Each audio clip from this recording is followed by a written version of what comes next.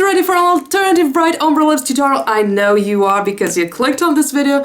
And the first thing we are going to do is to prime the lips. Now, I don't think this is a mandatory step, unlike the eye primer, which, by the way, I'm telling a lot about while doing the eyeshadow in the tutorial video, which is already on my channel.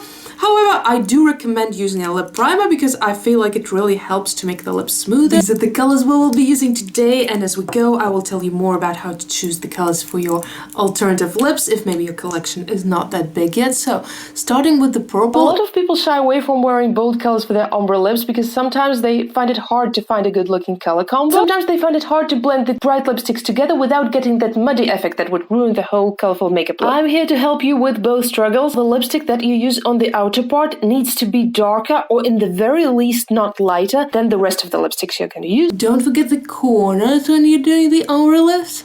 No, it's hard to talk like that.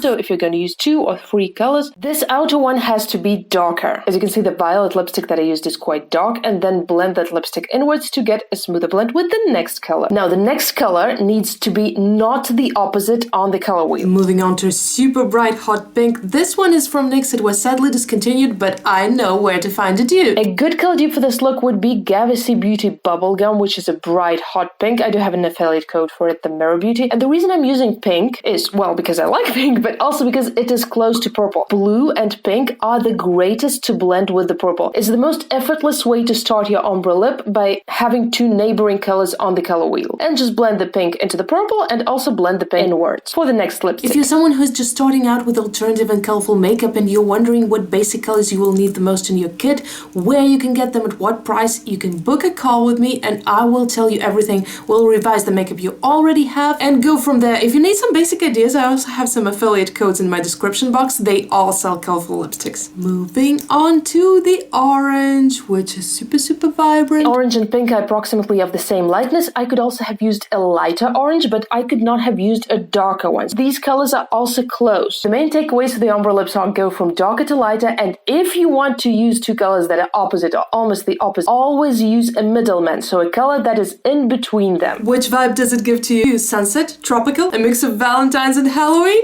Comment your ideas. Don't forget to DM me on the gram or to email me if you need any kind of help with your lipstick collection. And right here you will see the eye makeup tutorial for this look. I will meet you there. Bye!